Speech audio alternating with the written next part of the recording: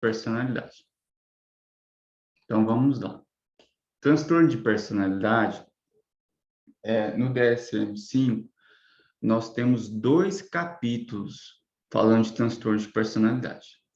Um capítulo, ele segue o modelo categorial que era empregado no DSM-4, né? Que é você falar em uma categoria, a categoria do borderline, a categoria do antissocial. Quando você trabalha com categoria, você estabelece critérios de entrada. A pessoa, ela pontuou aqueles critérios, ela entra no grupo do borderline, né? Do antissocial, e assim por diante. Então, esse primeiro capítulo, ele trabalha essa continuidade do modelo categorial.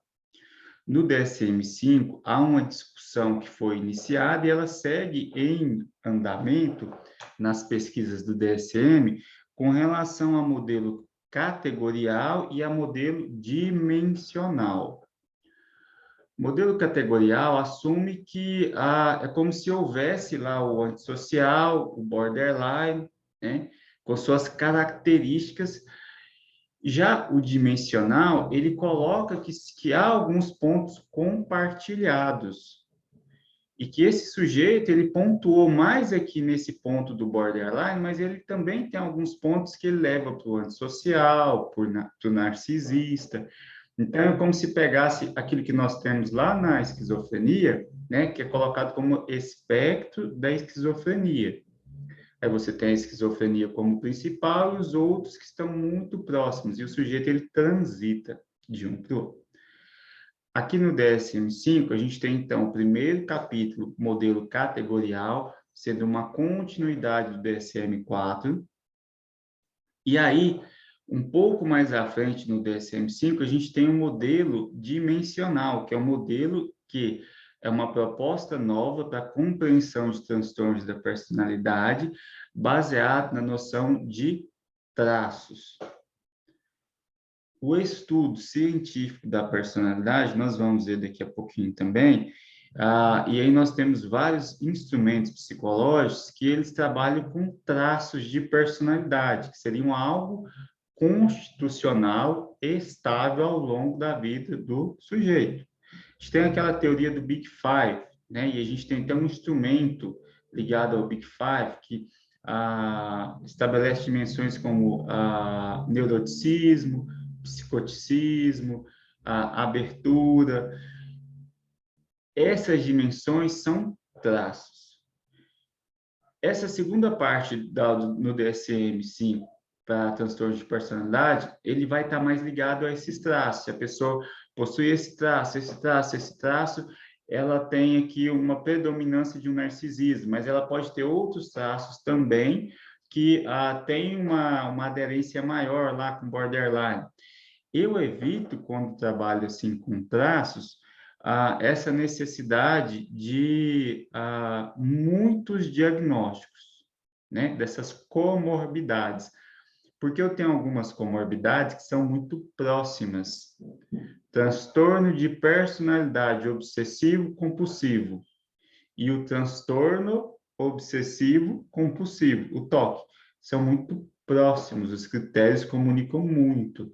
Então, fazer essa diferença é muito difícil e talvez nem faça sentido, né? Respeitando a história de todos os DSMs anteriores, foi mantido, então, esse capítulo como categoria e depois a nova proposta.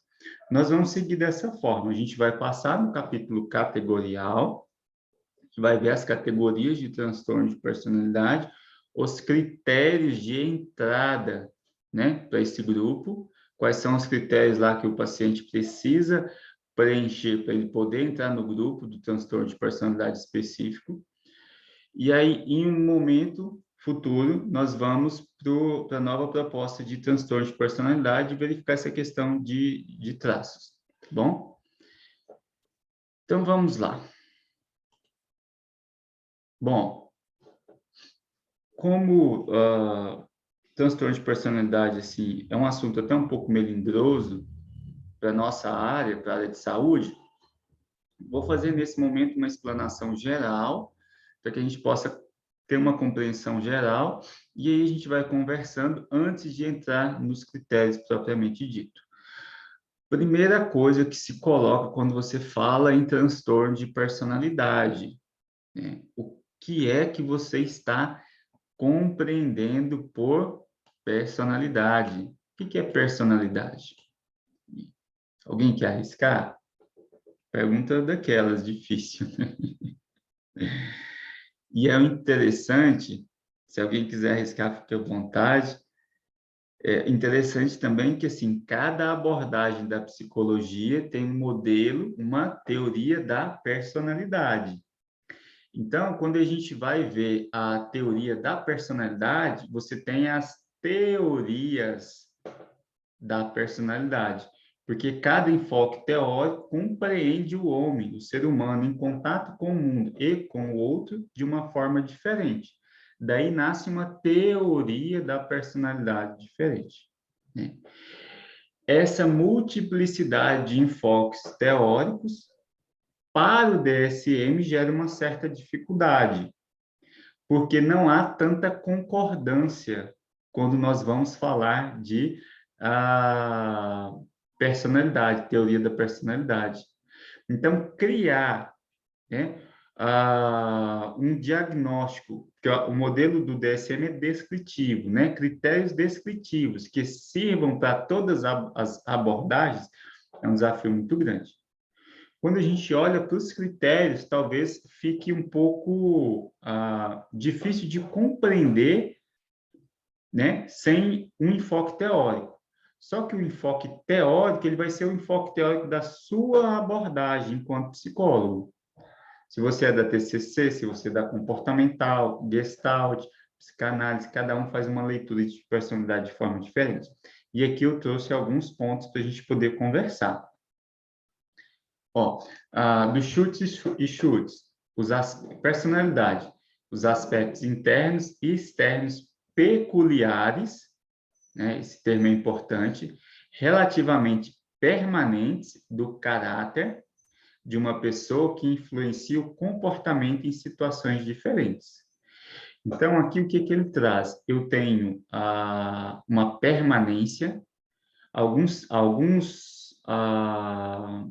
aspectos, eles permanecem com a passagem do tempo.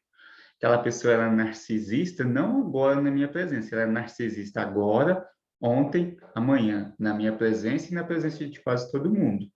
Então, eu percebo que alguns aspectos, que no caso são esses traços de narcisismo, eles permanecem com a passagem do tempo. E aí fala-se de peculiaridade, né? Que é algo único, não compartilhado pela média da população. Então, esses aspectos não são aspectos que as pessoas compartilham, são aspectos que fogem dessa média populacional, é peculiar àquela pessoa. Outra forma de compreender personalidade, nossa forma de sentir, pensar, nos comportar, nosso jeito de ser, aquilo que nos diferencia uns dos outros, é o que denominamos de personalidade. A do Schultz e Schultz é uma definição um pouco mais acadêmica, né? E essa da Meckler é uma definição um pouco mais humanista. Jeito de ser é um termo utilizado pelo Carl Rogers. Inclusive, um dos livros do Carl Rogers é o Jeito de Ser. Quando a gente fala de jeito de ser, a gente está falando de tudo isso que compõe o indivíduo, né? Seus pensamentos, sentimentos, seus comportamentos, é a forma com que ele ocupa o espaço. Todo esse conjunto ela denomina de personalidade. O MSD é um manual da área de saúde, e aí ele tem um enfoque tanto da área médica quanto da área psicológica e psiquiátrica. A definição que ele traz. Os traços de personalidade representam padrões de pensamento, percepção, reações e relacionamentos que permanecem relativamente estáveis ao longo do tempo. Quando a gente olha para as três definições, são linguagens diferentes falando da mesma coisa, né? Eu tenho traços, eu tenho aspectos peculiares eles permanecem com a passagem do tempo, eles, de certa forma, estão relacionados à forma do sujeito sentir, pensar e se relacionar. Aqui, na do Schutz, entrou um conceito que é muito importante para algumas abordagens e que nós falaremos muito dele aqui, que é o conceito de caráter. São traços de caráter, são aspectos do caráter, são forças de caráter. O que a gente entende por caráter, nós vamos dizer um pouquinho à frente, tá? Mas são pontos importantes para a gente tentar compreender assim, o que a gente está falando quando eu estou falando de personalidade. O que vocês acham? Se alguém quer pontuar alguma coisa? Tranquilo? Para a clínica, quando você recebe um novo paciente e você tem uma leitura de teoria da personalidade ou da sua abordagem ou relativo ao próprio DSM mesmo, é interessante você começar a observar esses padrões comportamentais, né? Esse discurso do sujeito, essa forma de sentir, se são sentimentos mais embotados, se há uma labilidade emocional maior, como que é o pensamento, né? Se é um pensamento mais persecutório, se é um pensamento que descarrilha com mais facilidade, se é um pensamento mais prolixo, mais racional e assertivo. Tudo isso guarda esse conjunto de situações, de aspectos que a gente entende como a personalidade da pessoa, o seu jeito de ser. O jeito de ser, ele é único, né? E ele não é compartilhado entre mais de um indivíduo. É algo que o indivíduo tem em relação com ele mesmo. Embora alguns traços, alguns aspectos sejam comuns, né? Eu tenho, por exemplo, a pessoa que ela tem como traço ansiedade, é uma pessoa ansiosa. Eu vou ter mais pessoas compartilhando esse aspecto, mas isso não faz elas iguais. A personalidade é sempre única. Quando eu olho para aquele sujeito, ele é o que garante a unicidade, a identidade, a singularidade, né? A peculiaridade daquele sujeito. Quando a gente vai falar de... Eu coloquei isso aqui bem linha por linha, mas a gente vai conversando só para poder lembrar um pouquinho o que gostaria de pontuar com vocês. Quando a gente fala de personalidade, a gente lembra muito do Freud, né? Teoria psicanalítica. Teoria psicanalítica, ela foi desenvolvida lá por volta de 1870, 1880, final do século XIX. E ela trabalhou extremamente em cima de teoria da personalidade. Ela faz uma explicação dos ciclos de desenvolvimento da personalidade, uma teoria extremamente rica. Porém, a psicanálise, ela se desenvolveu como algo separado da psicologia. Nessa mesma fase, né, de 1880, ali final do século XIX, a psicologia também dava os seus primeiros passos com William Wundt, só que de forma mais experimental, né? Uma tentativa de uma psicologia científica. Então, a psicanálise ela caminhou em paralelo com a psicologia e nem sempre elas se comunicaram com facilidade. Por isso, o tema personalidade só veio a ser estudado na psicologia em 1930. Né? 1930, se a gente olha para a psicanálise, a gente está na fase mais madura do Freud. A gente já tem a Melanie Klein fazendo uma produção, a gente tem todos esses psicanalistas que se despontaram também nesse cenário falando sobre personalidade. Mas para a psicologia surgiu quando? Gordon Allport. E o Gordon Allport, ele está muito ligado a essa questão dos traços de personalidade. O enfoque dele era um enfoque científico, buscar estabelecer os traços fixos da personalidade que pudessem ser inclusivos, inclusive medidos por instrumentos. Essa virada da psicologia em direção à personalidade, né, esse interesse de estudar a personalidade surgiu com essa publicação do livro do Allport, que é esse Personality a Psychological Interpretation, Esse livro ele foi um marco para a história da psicologia. E ele, o quê? Presumimos que ele esteja... esse aqui já está falando o que o Allport tenta trazer, né? Que a personalidade ela seja relativamente estável e previsível, que é o que a gente está falando, né? E aí, essa estabilidade e previsibilidade, o que ele tenta trazer? Que, ao mesmo tempo, eu tenho um espaço de flexibilidade. Eu não posso, não tem como eu conceber a personalidade como algo rígido, senão eu não tenho nem como trabalhar tratamento, né? Eu tenho um certo nível de estabilidade que confere a identidade do sujeito com a passagem do tempo, mas eu tenho um certo espaço de intervenção que permite essa flexibilidade e permite que o sujeito mude, né? Influências sociais e culturais. Quando eu falo de traço, estou falando desse aspecto mais constitucional, né? Genética, herança herdada. Mas não tem como eu deixar de lado, não levar em consideração as influências das primeiras experiências de aprendizado, a influência social, a influência cultural, né? Esse primeiro ambiente de formação, a qual cultura o sujeito foi introduzido. Outra coisa que ele traz também é o que? A influência do gênero.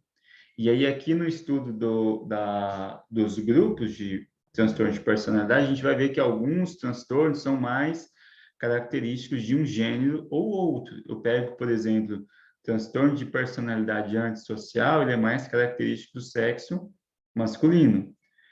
Transtorno de personalidade histriônica é mais característico do sexo feminino. Por quê? Ligado justamente ao papel social do homem e da mulher na sociedade, que são papéis diferentes, né? Então, esses papéis que o homem e a mulher foram introduzidos refletem no self, na identidade, nessa formação desse jeito de ser. Por isso eu tenho alguns transtornos que são mais característicos de um sexo e de outro. Não são exclusivos, né? Tranquilo?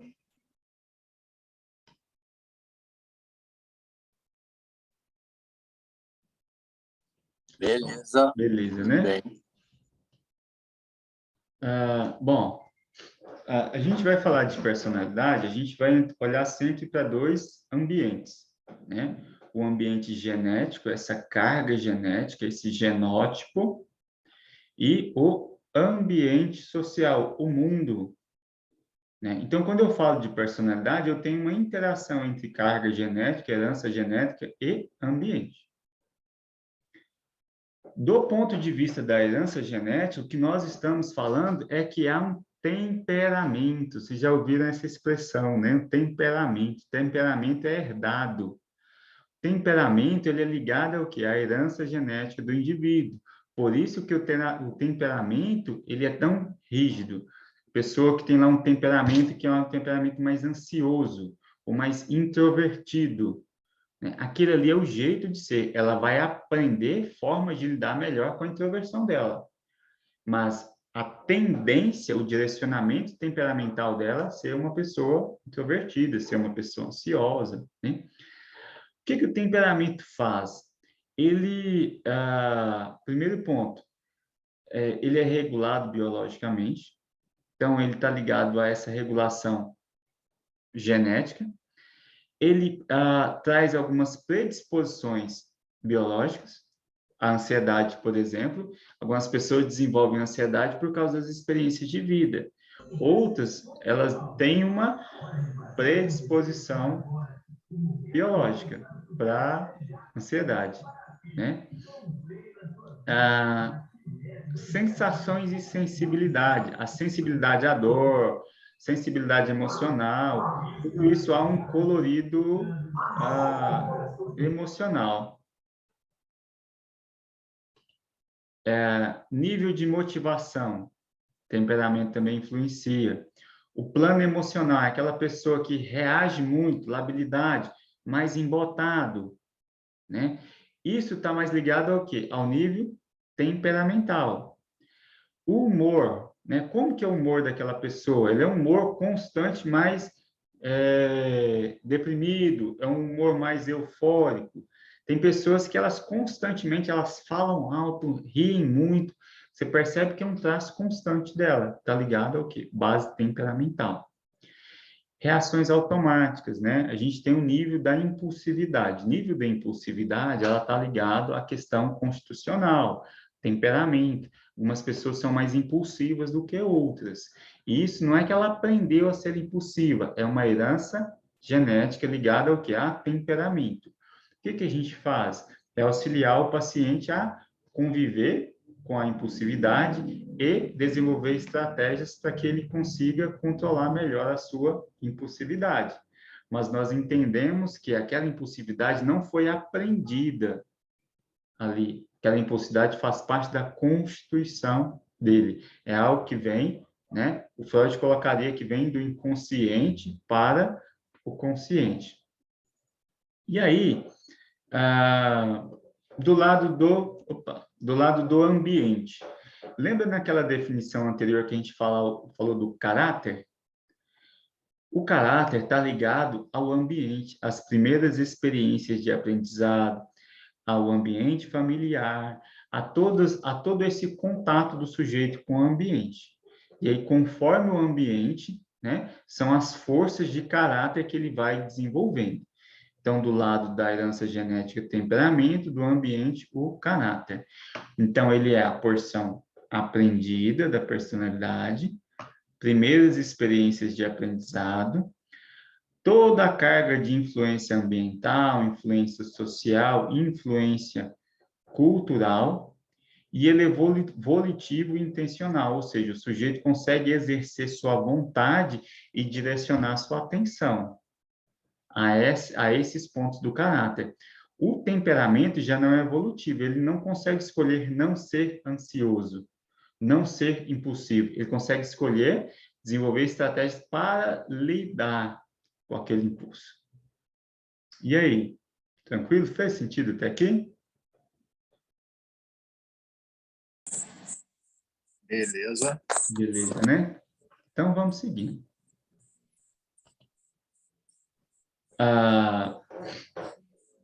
Aqui eu trouxe, nesse momento, em termos de ilustração, em termos de a gente, como é uma parte introdutória, de vocês começarem a compreender o que são esses traços, o que é temperamento, o que está fixo, estável, constitucional na personalidade. Essa aqui é a teoria do temperamento regulado por fluidos corporais do Hipócrates, né? O Hipócrates é o pai da medicina, que veio na Grécia, acho que século IV a.C., não tenho certeza do século, mas muito antes de Cristo. Essa teoria não é válida hoje, mas ela inspirou várias teorias sobre o temperamento que nós vamos ver no decorrer dessas apresentações. Então, eu resolvi trazer agora para vocês terem uma noção de como que é pensado o temperamento, e aí trazer agora essa do Hipócrates, que é de onde provém a referência para as teorias novas, né? E aí, quando a gente entrar lá nas teorias novas, vocês vão ver a referência a esse conteúdo. Alguns instrumentos, inclusive, são utilizados na área organizacional, instrumentos que não são psicológicos, né? Que não têm não tem essa restrição de uso exclusivo de psicólogo, eles ainda se baseiam nessa teoria do Hipócrates. Para alguns formulários para encontrar o nível de temperamento do sujeito, se é sanguíneo, colérico, fleumático, melancólico, né?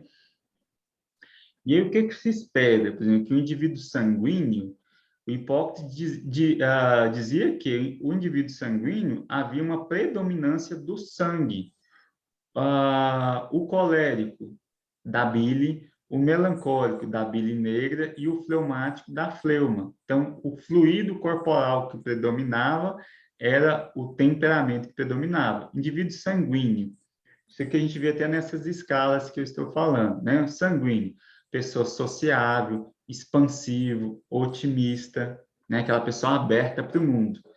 Do lado negativo, se irrita com facilidade, é disperso e é impulsivo. O colérico, né? Ele é determinado, é ambicioso, mas ao mesmo tempo é uma pessoa dominadora, é explosivo. O melancólico, ele é uma pessoa mais introspectiva, mais sensível, mais reflexivo e, ao mesmo tempo, mais depressivo, né? Mais negativo, mais pessimista. O fleumático, sonhador, pacífico, preso a hábitos, dócil demais, preguiçoso, distante das paixões. O que ele está falando aqui? De que esses sujeitos seria possível identificar alguns aspectos constantes no temperamento que moldariam a personalidade deles. Então, quando eu falo assim, meu temperamento é sanguíneo, o que eu estou querendo dizer? Que eu tenho traços constantes, que com a passagem do tempo eles se mantêm, né? Seria mais sociável, mais expansivo, mais otimista, né? Tranquilo? E aí, lembrando que, assim, a gente não faz uso, embora ainda tenha alguns instrumentos, não uma teoria validada, né? Mas as teorias novas, que conversam muito com essa teoria, que a gente tem muitas teorias novas sobre temperamento, que carregam essa influência. Tá, até aqui tranquilo? Imagino que esteja, né? Beleza. Beleza, né? Tá, e o que que é um transtorno, então, né? Vamos falar do transtorno de personalidade. Quando que é um transtorno, então? Eu sei mais ou menos o que que é personalidade, é um jeito de ser, são aspectos que são muito particulares do indivíduo, ligados a pensamento, sentimento, comportamento, que se mantêm estáveis ao longo do tempo, não é isso? Mas e o transtorno? Aqui já é essa fala é do DSM, tá? Um transtorno da personalidade é um padrão persistente de experiências internas e comportamentos que se desviam acentuadamente das expectativas da cultura do indivíduo, é difuso e inflexível, começa na adolescência ou no início da fase adulta, é estável ao longo do tempo e leva a sofrimento ou prejuízo. Essa linguagem é característica do DSM, que é uma linguagem muito objetiva, e ela tenta ser simplesmente descritiva e não trazer nenhum termo que seja comum de uma abordagem específica. Por isso que essa linguagem seca que a gente lê assim, não tem, eles têm até um pouquinho de dificuldade de entender o que ele está falando, né? Vamos tentar correlacionar lá com o que a gente viu. Então, padrão persistente, né? Ou seja, vai passar o tempo, eu recebi um paciente, começo ali a observar esses traços de temperamento dele, pessoa muito extrovertida, muito introvertida, muito ansioso, muito agitado, muito fechado, e eu percebo que primeira sessão, segunda sessão, terceira sessão, que com a passagem do tempo esses traços se mantêm, do lado do temperamento. Do lado do caráter, que é aquele lado mais ligado ao ambiente social, né? Eu percebo que ele é uma pessoa mais passiva, que ele é uma pessoa mais dominadora, que é uma pessoa mais narcisista, que são traços de caráter que estão se mantendo ao longo do tempo. Então, é um padrão persistente. Experiência interna e comportamento. Por quê? Porque não pode ser aquela coisa encenada socialmente. O sujeito tem que perceber como internamente ele é daquela forma e o comportamento é o quê? Ele traz para o mundo, né, a expressão desse mundo interno dele. Então, tanto seus objetos internos como externos estão muito ligados a esse padrão persistente de ser. Bom, mas aí eu estou falando de transtorno. Então, traz aqui, ó, desvia acentuadamente das expectativas da cultura do indivíduo. Transtorno de personalidade não é algo ligado ao biológico. É um transtorno psicossocial. Ele está correlacionado aos padrões sociais e culturais. Quando eu falo que há um transtorno de personalidade, eu não estou dizendo que há um transtorno no cunho, por exemplo, de uma esquizofrenia, que eu tenho marcadores biológicos muito claros. Não, aqui eu estou dizendo que o sujeito não se adapta à sociedade a qual ele precisa conviver. Por isso que há tanto melindre em falar de transtornos de personalidade.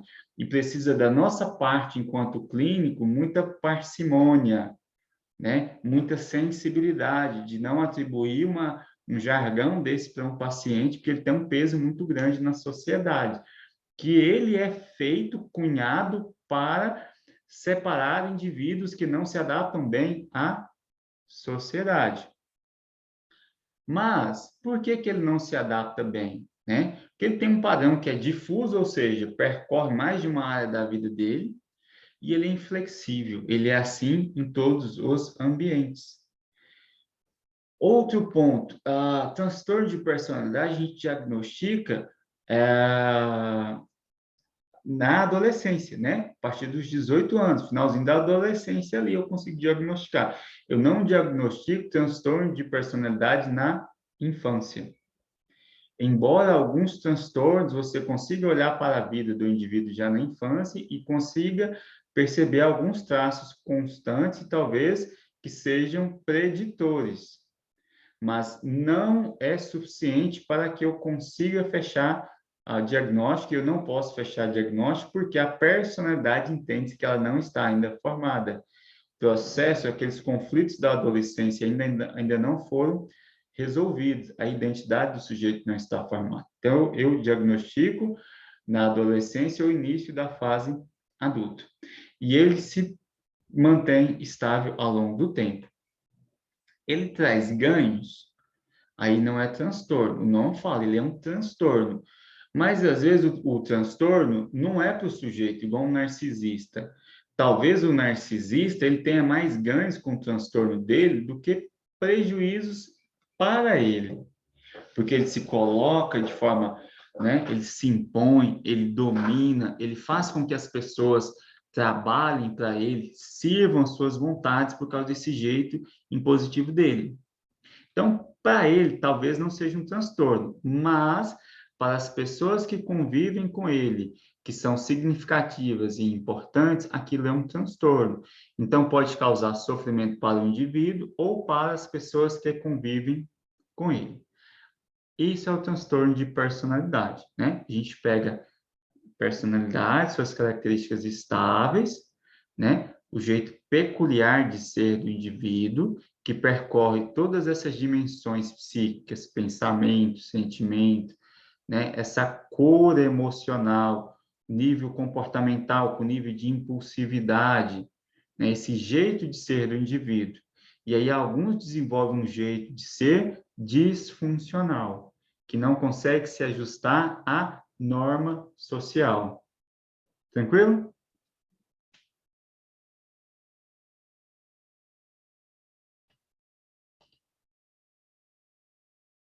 Beleza. Beleza, né?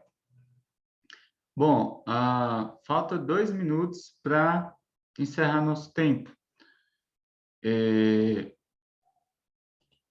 Eu vou encerrar por aqui, e até hoje vamos encerrar com 40 minutos de encontro. Semana que vem a gente continua, porque no próximo slide eu já vou listar os transtornos. Então, como são 10 transtornos de personalidade, não faz muito sentido eu começar a falar eles agora e a gente parar na metade, né? Semana que vem a gente vai começar a ver o quê? Quais são esses 10 transtornos de personalidade que o DSM lista? Quais são os grupos que o DSM divide, que ele divide em 3 grupos, e aí algumas características principais de cada transtorno. Feito esse panorama geral, aí a gente começa a entrar transtorno por transtorno e olhar para os critérios de entrada, né? Os critérios diagnósticos de cada transtorno. Percorrer os 10 transtornos, a gente encerra essa parte de transtorno de personalidade. Tranquilo?